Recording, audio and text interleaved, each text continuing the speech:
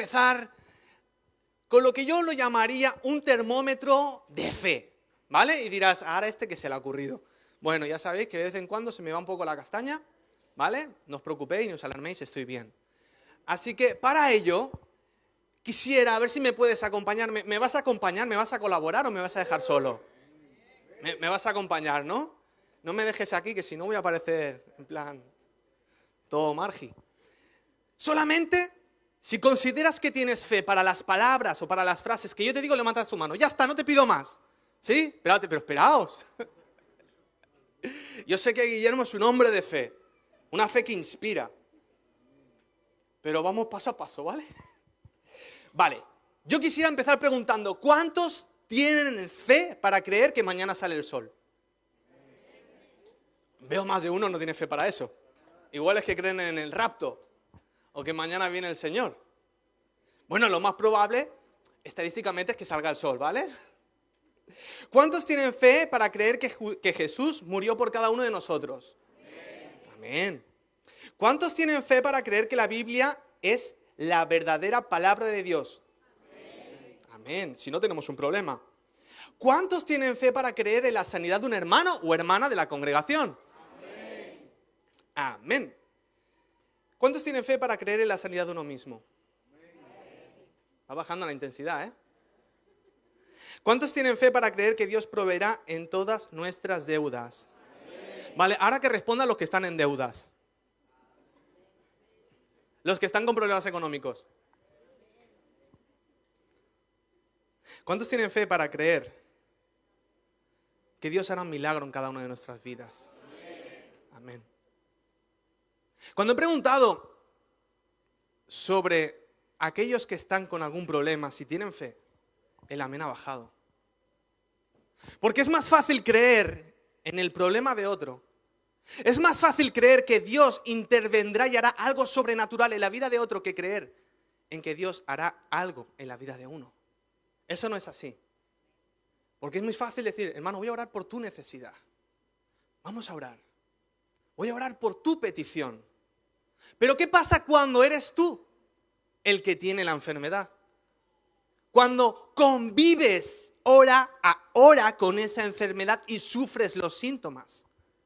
¿Qué ocurre cuando ves que no llegas a final de mes, que las deudas crecen y crecen? Y esa deuda a cada rato está tocando tu puerta y recordándote que no llegas. ¿Qué ocurre cuando es tu hijo el que está enfermo en un hospital? Cuando es tu hijo el que está pasando por una adicción. La cosa cambia. Porque es fácil creer en el milagro para otro. Se empieza a complicar cuando es el milagro para uno mismo, pero todavía es más difícil creer cuando es alguien a quien amas como un hijo o una hija. Hay diferentes niveles de fe. Y en esta mañana quisiera hablarte de la historia de un padre que tenía fe. Era un hombre que tenía fe, pero no la suficiente fe para poder ver el milagro que tanto esperaba para su hijo. Así que acompáñame a Marcos capítulo 9, versículos del 14 en adelante. Y leemos la palabra en el nombre del Padre, del Hijo y del Espíritu Santo. Si lo tienes, me regalas un fuerte amén. Hoy estáis a full, ¿eh? ¿Qué habéis desayunado? ¿Pan con chicharrón? Mira cómo está con el desayuno de Ibai, con el mundial de desayunos. Bueno, si tenemos la palabra, la leemos en el nombre del Padre, del Hijo y del Espíritu Santo. Amén.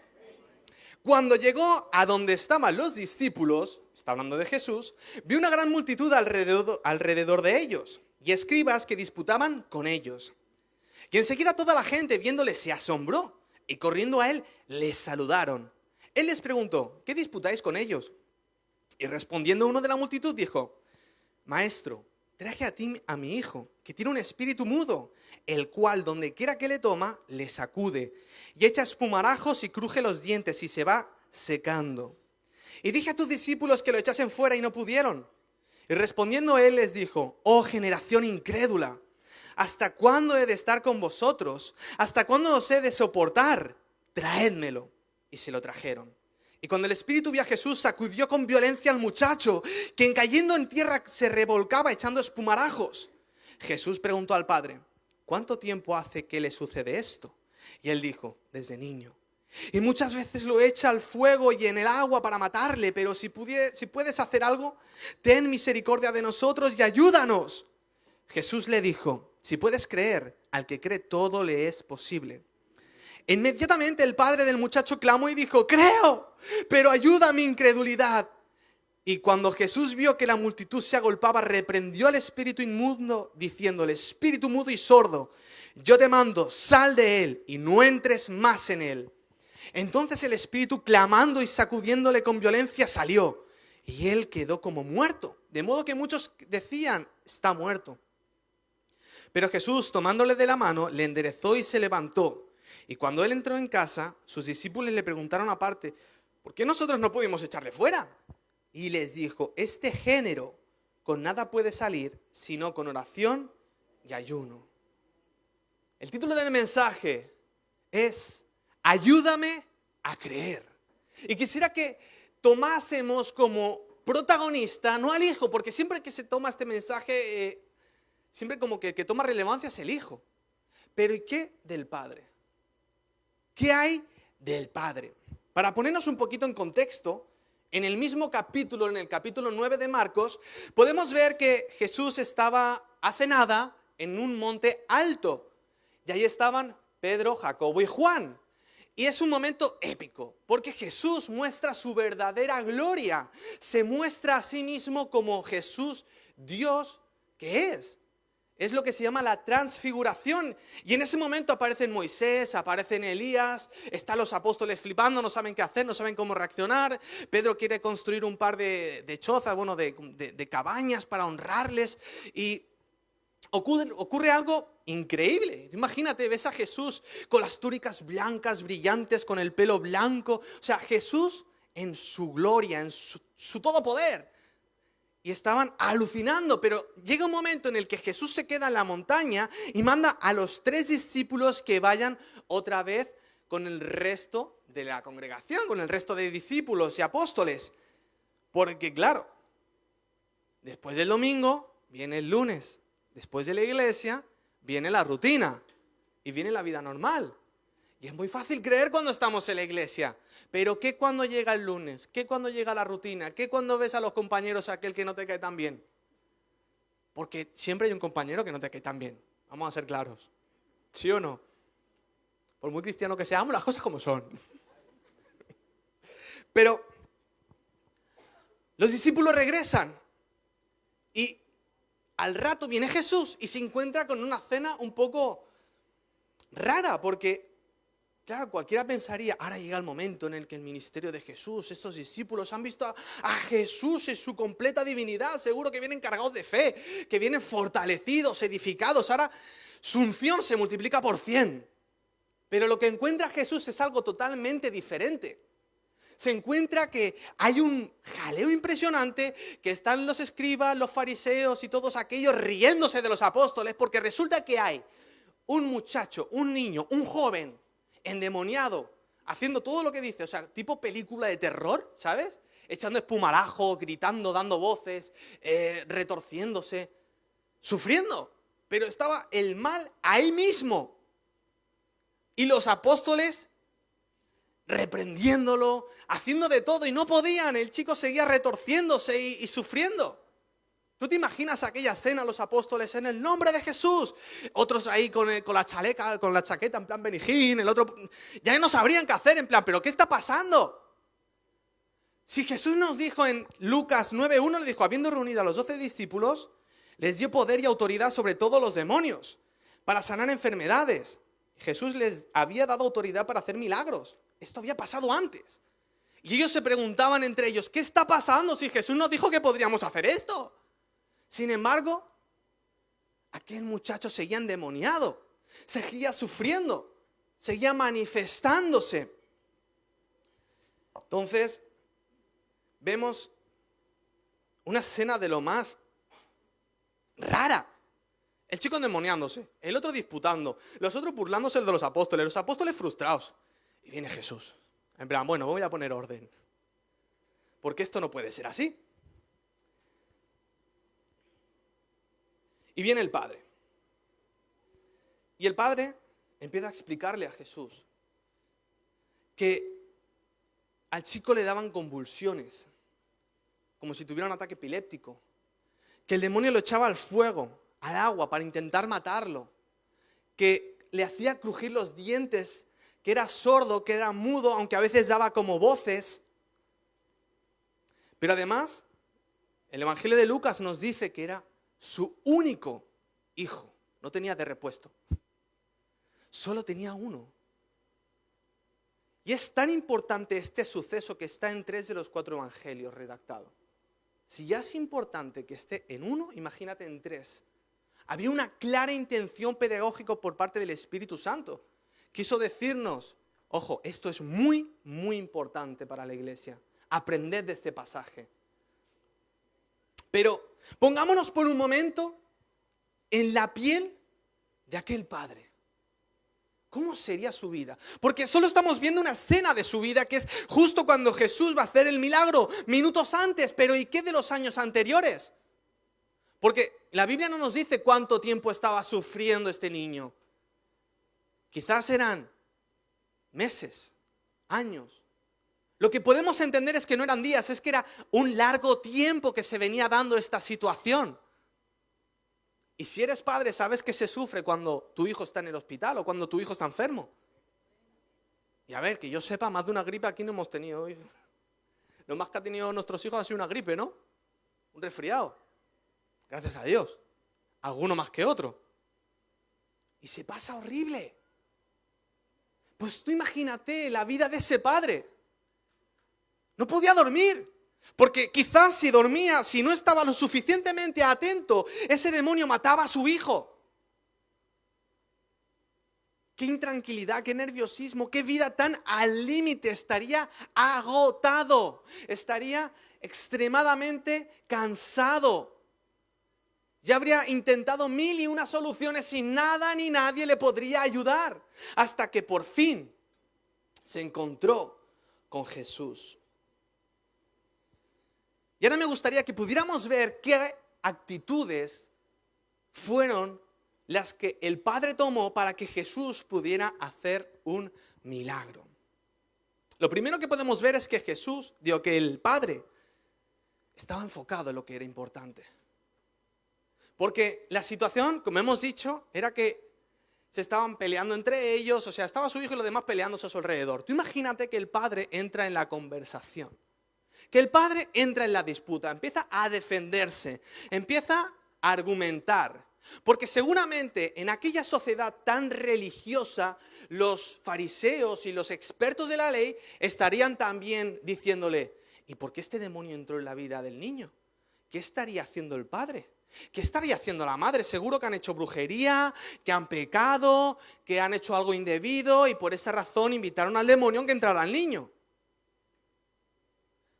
Porque en otra parte de la escritura vemos como si hay un enfermo y la gente empieza a preguntarse, ¿quién pecó, Jesús? ¿El padre o la madre? Y Jesús le dijo, ni uno ni el otro. Y no creo que esta fuera una situación diferente a esta. Seguramente no eran los discípulos ni los apóstoles los únicos en ser acusados. El padre, a pesar de lo que estaba sufriendo, aquellos religiosos que tenían que acercar a la gente a Dios los alejaban. Y aquellos religiosos estaban muy probablemente acusando al padre de la desgracia de su hijo. Pero no vemos que en ningún momento el padre se defienda. No vemos que en ningún momento que el padre argumente, ni se justifique, ni entre en todo aquel barullo. Todo lo contrario, en cuanto vio a Jesús no les dijo, mándalos callar, no. En cuanto vino Jesús, se lo trajo y le dijo, Señor, esta es mi necesidad. Y puede parecer sutil este tema, pero es que a veces Satanás nos sobresatura de problemas para que nos olvidemos de un problema todavía más importante. Hace que quizás miremos hacia otra parte para que no miremos lo que realmente tenemos que atender. Y una herida, si tú no la sanas, se infecta. Una herida, si tú no la curas, va a peor. Se gangrena, se llena de bacterias y ahí tenemos un problema todavía peor que el de antes. Pero ¿qué pasa si tú no ves esa herida? ¿Qué pasa si no eres consciente de ello? Por ejemplo, la garrapata te anestesia para engancharse a ti. Y tú no sientes que está la garrapata ahí enganchada a ti. Y mientras que está esa garrapata ahí, te va absorbiendo la sangre, se va alimentando de ti y encima, en una gran mayoría de casos, te infecta con una u otra enfermedad. Y tú no te das ni cuenta. Y el enemigo a veces trabaja de la misma manera. Te anestesia, te distrae para que no puedas atender problemas reales y más urgentes. Pero este padre tenía clara su prioridad. Tenía claro que era lo más urgente a atender, que era el sufrimiento de su hijo. Así que lo primero que tenía este padre es enfoque correcto. Pero la segunda característica, la segunda actitud que tenía el padre era humildad. Porque en nuestra sociedad se nos presenta la humildad como un símbolo de debilidad. Entonces, ¿qué es humilde? Y usamos la palabra humilde como pobre, como débil de carácter, como simplón. Pero en la vida cristiana Jesús nos enseñó que la humildad es para valientes. Que la humildad es solo para los verdaderamente fuertes en la fe. Alguien fuerte y seguro de sí mismo y de seguro de quién es en Dios, no tiene problemas en ser humilde y en decir, pues esto no lo sé. Pues esto no sé hacerlo. Pues para esto me falta capacidad. Y no pasa nada. No tiene que dar a ver algo que no es. Porque sabe que eso no lo menosprecia ni le quita valor. Pero el padre fue verdaderamente valiente porque llega un momento que en medio de todo el caos, Jesús le dice al que cree todo es posible. Pero el padre reconoció públicamente, creo. Pero sinceramente Jesús, para esto ya no tengo fe. He intentado tantas cosas, tantas formas, tantas oraciones, tantos rabinos a los que he acudido, que ya no me queda fe para esto. Pero no se queda siendo una víctima, todo lo contrario, creo. Pero la poca fe que tengo y que me falta, por favor, dámela. Ayúdame a creer. Ayúdame a creer, porque quizás este padre creía en los milagros de otras personas. Creía en un Salvador, creía en Dios. Pero ya no le quedaba fe para el milagro que necesitaba su hijo. Y a veces nos pasa esto. A veces nos pasa esta misma situación. Porque el que te está hablando, a veces le falta fe. A veces tengo que pedirle, Señor, yo no tengo la fe que debería para esto ni para lo otro. A veces viene el problema y busco de aquí y de allá. Y se me olvida decirle, Señor, ayúdame. Y ahí mi esposa me dice, a orar. Pero reconoció y fue humilde que le faltaba fe, porque Proverbios 11:2 dice, cuando viene la soberbia, viene también la deshonra, mas con los humildes está la sabiduría. El padre vino a Jesús, le reconoció su falta de fe y Jesús en ningún momento lo rechaza. Ni le dice, por tu falta de fe, vete. Más bien le echa la bronca a los apóstoles. Dice, ¿hasta cuándo he de estar con vosotros, generación incrédula? Pero era a los apóstoles. Porque ellos eran los que convivían con Jesús. Ellos eran los que tenían que tener realmente fe. Porque estaban siendo entrenados para ellos. Pero yo pregunto, ¿qué tipo de fe espera Dios de nosotros? ¿Una fe que mueva montañas? ¿Una fe que resucite muertos? Porque vemos que en el mundo espiritual todo se mueve por fe, se recibe y se da por fe, todo. ¿Cómo somos salvos? Por fe. ¿Cómo agradamos a Dios? Por fe. ¿Cómo conocemos a Dios? Por fe. Todo es por fe. Pero ¿qué tipo de fe espera Jesús de nosotros? Te lo voy a enseñar con un ejemplo. A ver, un voluntario que quiera pasar por aquí no va a sufrir ningún daño. Venga, Efraín. Es que no quiero sacar a nadie con pánico escénico. ¿Vale? Ya no traigo muñecos esta vez. Es que Efraín siempre me dice, ¿cuándo te vas a traer un muñeco? Los que lleváis tiempo aquí ya lo sabéis, si no busca en YouTube. Mira qué ves aquí. Coge una. Si puedes. Cosas del directo. ¿Qué es esto? ¿Qué tan pequeño es esto? Muy, muy pequeño. A ver, muéstralo un poco. Cámara. No se ve, ¿no? En el mundo botánico tenemos diferentes tipos de semillas. Tenemos la semilla del aguacate, la semilla del mango, tenemos la semilla de la manzana y del tomate, pero hay incluso una semilla más pequeña, que es la que tiene Efraín en la mano. ¿A quién le suena? Hay una canción que si tuvieras fe como un grano de mostaza. Es una semilla de mostaza. Te la puedes llevar de recuerdo. Muchas gracias. El tipo de fe que espera Jesús de nosotros es la de una semilla de mostaza. Eso basta. Eso basta. Porque en el mismo capítulo, bueno, en la misma historia, pero narrada por el evangelista Mateo, en Mateo 17:20, era el mismo pasaje, el mismo suceso. Jesús les dice, por vuestra poca fe, porque de cierto os digo que si tuvieseis fe como un grano de mostaza, por poco lo canto otra vez, diréis a este monte, pásate de aquí allá y se pasará, y nada os será imposible. Claro, yo de pequeño me imaginaba las montañas y yo, tengo fe, pero no. Era un ejemplo, ¿vale? Porque Jesús no pide una gran fe que sacuda montañas ni los cimientos de la tierra para hacer un milagro. Tampoco pide una fe que resucite muertos. Solo pide fe del tamaño de un grano de mostaza. Porque Dios no mide el tamaño de tu fe, sino la calidad de tu fe. La originalidad, la sinceridad. Por eso Pablo le dice a Timoteo, admiro y tengo en mi memoria tu fe no fingida.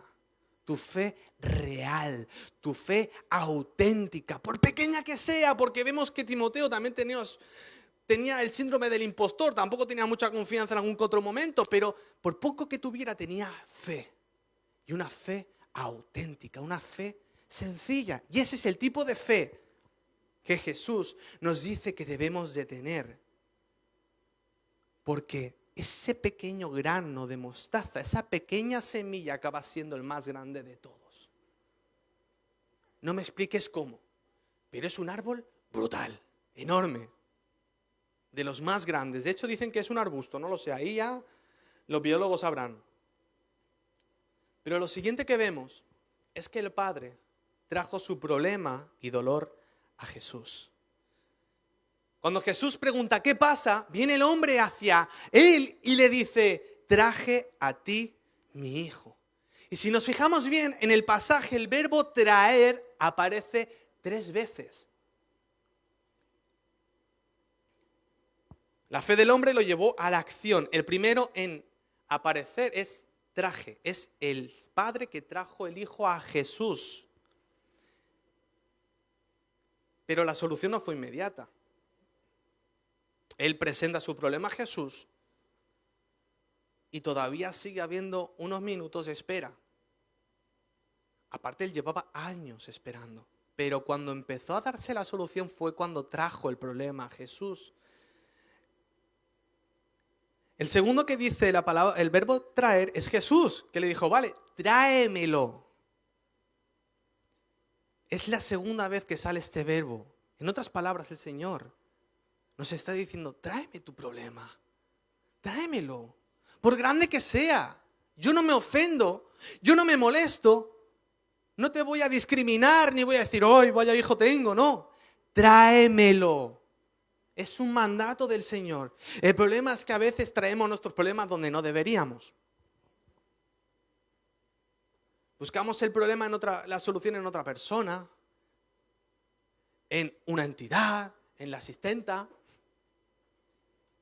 ¿No? Ay, yo el primero, ¿eh? Y el fariseo el segundo, dice él. Pero, ¿dónde estamos trayendo nuestros problemas? ¿Al hermano? ¿Al banco? ¿A la asistenta?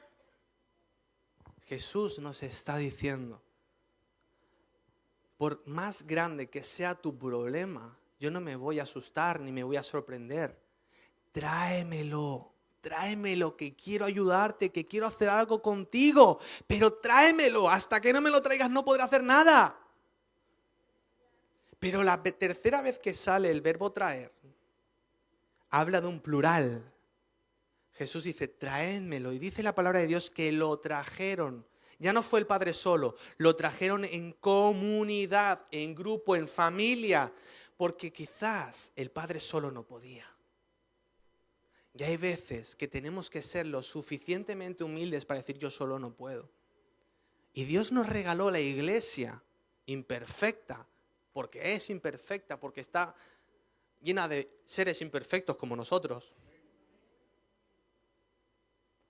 Para nuestra bendición, Dios no diseñó la iglesia porque bueno, le apetecía, ¿no? No, Dios diseñó la iglesia como un regalo para los creyentes, para sus hijos e hijas.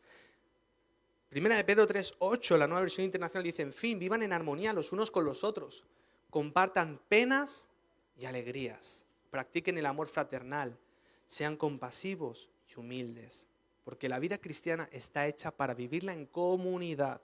Y este hombre necesitó a la comunidad para que finalmente este milagro fuera posible. Y finalmente, como conocemos bien esta historia, el niño es liberado. Queda como muerto en el suelo y la gente dice, bueno, pues ya está, Jesús se lo ha cargado. No sé si me podían acompañar con un poquito de música de fondo, por favor. Claro, qué tensión habría en ese momento. Ya de por sí ver esa liberación, ver cómo el chico se retorcía y todo, y de repente Jesús le ordena que se vaya y el chico se queda tirado en el suelo. Ya está, se le ha ido la mano a Jesús. Pero dice la palabra que Jesús le dio la mano y lo levantó. Y ese niño ahora tenía un propósito. Porque podrían debatir y argumentar que si Dios existe, que si no existe, que si la fe es real, que si Jesús es un falso maestro. Podría decir lo que quisiera, pero él como Bartimeo podría decir, yo solo sé que estaba endemoniado y ahora soy libre, porque vino Jesús y me liberó. Él era un testimonio vivo de lo que Dios es capaz de hacer aún a través del sufrimiento. Y quizás el momento en el que ahora nos falta fe, por el que estamos pasando, muchos de nosotros, Dios nos está diciendo, déjate de tonterías, enfócate en los verdaderos problemas que estás atravesando, tráemelos y reconócelo, no pasa nada. Reconoce tu debilidad, tu problema, enfócate en él, tráemelo. Y yo haré lo que tenga que hacer, porque voy a convertir ese problema en un testimonio que va a transmitir fe y aliento para otros. Porque si quieres ver milagros, si quieres ver prodigios, tendrás que atravesar desiertos. Cuando más poder de Dios se manifestó en toda la historia de la humanidad fue en el desierto. En un momento de necesidad, en un momento de escasez, en un momento de dificultad, en un momento de guerra y violencia, fue cuando el poder de Dios más se manifestó sobre la tierra.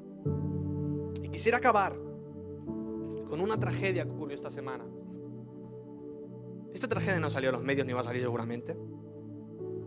Pero esta semana en Estados Unidos, una persona transgénero entró en un colegio católico. Un colegio armado. Entró en una misa católica donde estaban los niños rezando. Cogió su pistola y ¡pam! ¡Pam! Mató a 2 niños. 17 heridos. Y el resto traumatizados de por vida. La policía encontró todo su arsenal. Finalmente esta persona se suicidó. Y en una de las armas tenía escrito: ¿dónde está tu Dios? Y era un mensaje a los padres: ¿dónde está vuestro Dios? Me acabo de cargar a vuestros hijos. Y Satanás en más de una ocasión, cuando estás pasando en tu peor momento, te dice: ¡ja! ¿Dónde está tu Dios? Que te tiene aquí abandonado, te tiene dejado, se ha olvidado de ti, o peor aún, tu Dios no existe, estás solo,